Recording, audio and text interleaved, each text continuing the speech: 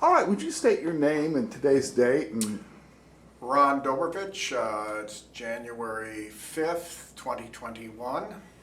good, and you do something related to healthcare or insurance? What do you do? Well, I did have a background in healthcare benefits, and out of that expanded into healthcare consulting, especially working with sophisticated fraud cases against insurance companies where there's a careful looking at data, mostly looking for anomalies within data to show that fraud has been taking place. I actually worked with a law firm out of Michigan that had a case that went all the way to the Supreme Court. We won at all levels. Supreme Court allowed the two lower court decisions to stand where Blue Cross Blue Shield of Michigan had, in this particular case, about an 800-person firm, had stolen $5.1 million.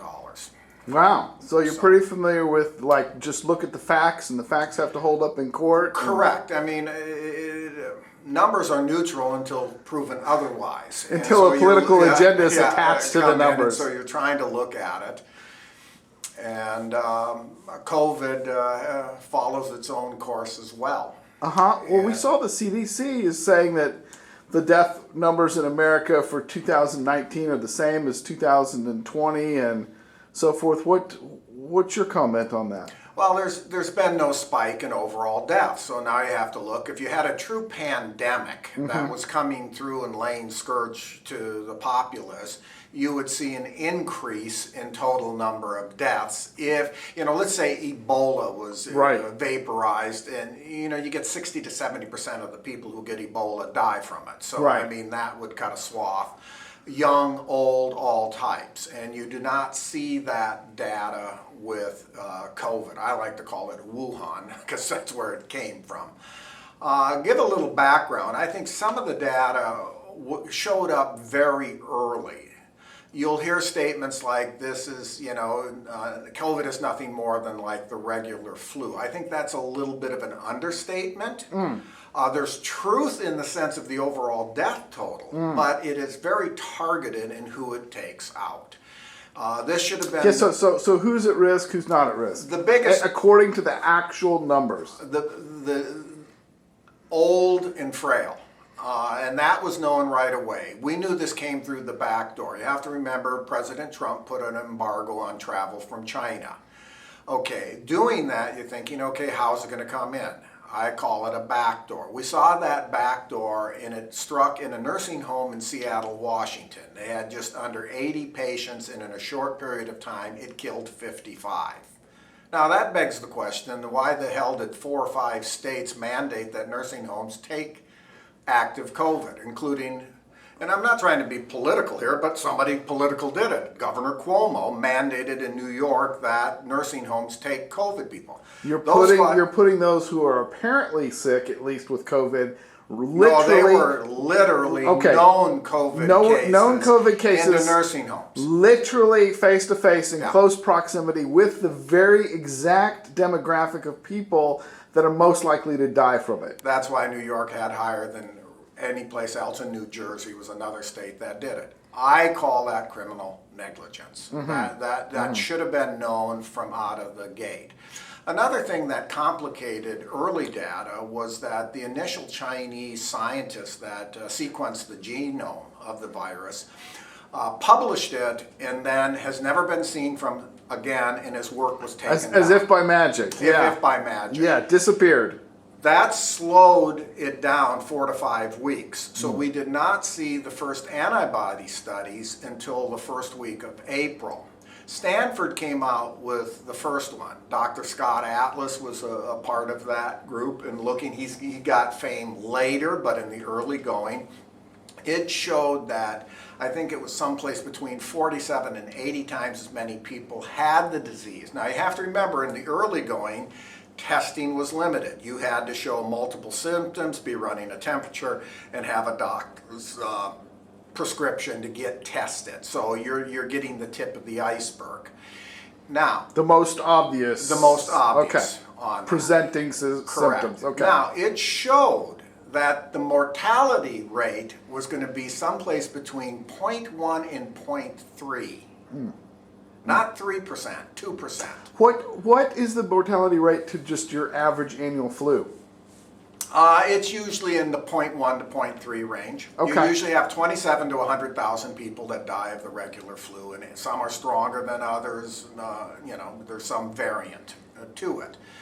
Now, that gets down there to in that range. Now, Stanford came out about a week later, and they had the same type of thing, though I think theirs was like 27 to 50 sometimes more people had it than were tested. Then Sweden came out with their antibody study showing the exact same type of data. And then finally New York came out. Theirs was higher about 0.5, but again, they stuffed sick people in the nursing homes. Plus they have another thing. They are the most congested. Another policy decision that was made in New York City, when the disease hit, they cut the number of bus and subways in half. So you're packing more people into the crowded, right. Breathing the same stuff area. So right. it's a ideal place to spread the disease, which it did. And so those are real dead people. I told people around me back by the end of April, I said, this is going to, when all is said and done, this is going to be a death rate of between 0.1 and 0.3. And let me jump forward now as we've got more data. Now, a big thing, the death toll that they have, which I think is 335,000, cut it in half. Now, why am I saying that? Because there's a financial incentive to overstate. So let me clarify. You're saying that the CDC's numbers are grossly inflated? Yes. Okay. Some background on this just recently. Dr. Scott Jensen out of Minnesota, who is a state legislator, state senator, and a doctor, revolted against what they were making him do on death certificates. When the first death statistics were coming out, it had to be death by COVID. In other words, the most significant relative factor in the death of the person needed to be an active COVID case. Then they switched it to death with COVID. Now that opened up a Pandora's box. I actually spoke to a guy out of Florida. I'd heard it on national news first. 20-year-old male motorcycle victim. COVID case. That's his death certificate. So there's some incentive for the hospitals to fudge the numbers or financial kickbacks? Yes. What are the facts? And this ties in. If you're on, and this will have small variance by geographical location, but if I die and I'm on Medicare of pneumonia, the hospital gets a flat fee of $5,000. In the first stimulus package, if you died from COVID, that went up to $13,000. Now, some of the issue is you're shutting down other stuff, and they said, hey, we're going to overwhelm the hospitals. This does take more cost, so here's $13,000. Did that turn out to be true? Were the hospitals actually overwhelmed, or? Some were, but for the most part, no. They were not overwhelmed. Now, your ICUs have a thin margin. ICUs are expensive to build. It's not like you got 100 rooms sitting around waiting to be utilized. Not a lot of extra beds just sitting around. They're usually at 75 to 80% capacity. Yeah. By that's normal. So when you get in 100 extra people, you're going to start triaging the utilization of those resources. So there were cases where that happened. Now the other thing, and I'm just going to ask you, remember all the hoopla that we don't have enough ventilators? Exactly. Okay, when's the last time you heard about ventilators and not having enough? It was only in the first few months, and then it kind of disappeared. Okay. Now I'm going to throw something out, and this is from, and I'm not a doctor, I'm not trying to play one. My daughter's a pulmonary critical care nurse, and early on, COVID was thought to be an ARD, an acute respiratory disease, from which ventilators were a chosen methodology in the breathing thing. Later they switched it to that it's really an oxygenation problem. And that oftentimes using a ventilator could kill the patient. Right, that's what I heard. Early on, 80 to 90% of people put on ventilators were succumbing. Right? Now let's get into the scenario. If I'm put on a ventilator and I die from COVID, it goes from 13 to 39,000 in payment. the hospital gets that Right. much money. Yeah, So roughly tripling. you're basically saying it without quite saying it that if we can put you on a ventilator and you die, we get some serious profits. If you're going to die anyways and you cram a ventilator on them, and you get just extra triple money. the amount of money you got. Now, Dr. Jensen just came. We saw a video last week of him. They did an audit in Minnesota on COVID deaths, and he said at least 40% are not COVID deaths. And he said there's another financial incentive that once a hospital got to 168 COVID deaths, retroactively they got $77,000 additional dollars per head. Oh my gosh. Now So figure that math out. there's like death quotas and disease Yeah. quotas and financial incentives. Right. Well, I'm going to keep this fairly short. This is Okay. all fascinating info, but so the elderly and those with weakened immune systems are at risk. But who's not? The elderly and weak and what I call frail nursing home nursing homes are where we send people to already die. susceptible to the already regular susceptible, flu, right? Correct.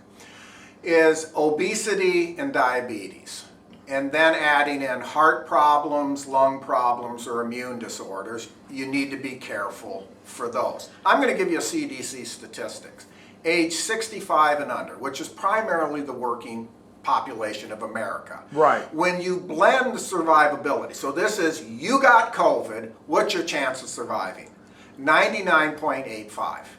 And those are the people That's that a are death most rate of 0.15. Remember what I said back Yeah. in April? The disease showed its hand early on. It's very susceptible to getting it, but 60%, up to 60% of the people who get it don't even know they have it. Right. My brother's 75, and his wife's about the same age. They caught it from their 4-year-old granddaughter, which is rare. If they didn't have all this hoopla, they wouldn't even know they had it. They lost their sense of taste and smell for a day. It would have been a cold, That's it. a flu. Right. Yeah, it that comes, was weird. it goes. That's it. Yeah. Wow. So, here we're stuck with shutting down, and then The entire economy, the entire nation. Well, I drive for Uber part-time. Okay. You come into contact with lots of people. Yeah. I drove through the whole epidemic and so forth. Okay. Early on, back last April and May, I couldn't get a haircut, but I could go to a strip club if I wanted to. Gotta have your I'm sorry, priorities, right? I think a lap dance is a little closer contact than any of the beauticians and barbers that I've had cutting my hair. Well, something funny on that note, right? I mean, we know lots of viruses are passed sexually. There's a whole slew of viruses that are passed sexually and in those fluids and so on and so forth. But yet we have people coming out in the news, our officials saying, if you're going to have sex, you need to wear a mask. So we're preventing away this minute chance of death or disease, and then literally known ways where massive amounts of viruses are transmitted. There's like no... Well, it's kabuki comedy. There's no issue. It really is when you look at the raw numbers. Now, I'm going to go back to the CDC.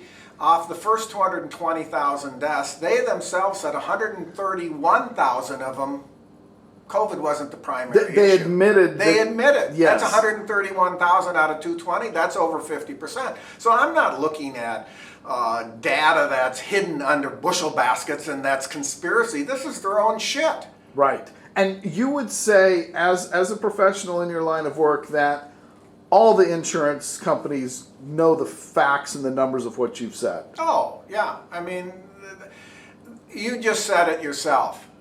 No more people died in 2020 than in 2019. If this was some dastardly pandemic, like the 1919 Spanish flu was, that wiped out 50 million, I think? Worldwide, and Yeah. in the United States, the death rate was anywhere from, on the low side, 3.5%, to on the upside, they're saying 8%. Now that is, if you got it, right, that's a disease that's actually killing people way over and above, and it's killing healthy, strapping. This one, still the statistics nationally show 45% of deaths are nursing home. Gotcha. So wrapping this up, is there anything else that you think the general public should know or how to live or how to think, or is this a money agenda or a political agenda? Well, I think it's a moneyed political agenda. Dr. Oz said it best. When you mix medicine and politics, you're going to end up with politics. I think, the general stuff that you do in any flu season, wash your hands. I think the masks. Be smart, be prudent. Just be smart and prudent. If you're in one of the risk categories, yeah, stay away. Yeah. Again, back to Sweden. They didn't shut their economy down. They didn't shut businesses. They didn't mask up. They stopped large group meetings. That's it. They've reached herd immunity. We should have let it run rampant. And in closing, I'll just say it. They wanted to have all these irresponsible colleges that opened up for in-class teaching in the fall. After 3 weeks, it was 33,000 college students with COVID. 3 weeks later, 77,000 college students with COVID. Are they just making up numbers out of thin air? What are they doing? They were being tested. These people had to be tested. 3 hospitalizations, no death. I haven't seen a damn stat from it since. Why? Because college kids aren't dying. You got a greater chance of falling down the stairs and dying, which you might be doing because you're drinking too much, and you've got more time to do it because you're with your friends more because everything's shut down. It's stupid. Closing the school downs, stupid. 15 and under, less than 15 and under, 45 total kids have died.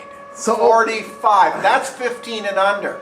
H1N1 took out 5,000 or 1,500 children under 5 and 10 months. And kids not are, 45. And did they shut nurseries down back then? Yeah. Are they always swap diseases like chicken pox and things like that anyway? So this incredibly low number is indicative of that. What we should open everything back up. Open everything up. There's some states that have done it. Florida's not under anything. South Dakota never did. I'm from North Dakota. No difference. In fact, North Dakota has more deaths and they've done a little bit more shutdown than South Dakota. Gotcha. South Dakota, they were expecting the big bikers thing, the Harley thing, Sturgis. Oh, this is going to be a super spreader. Of course. Well, all the Biden rallies, magically you can't catch COVID that way. George Floyd's funeral and riot. Right. Everybody's together. Everybody, right. A miracle. Well, thank you for pointing out some of these inconsistencies and what the actual medical data suggests. Appreciate it. Thank you.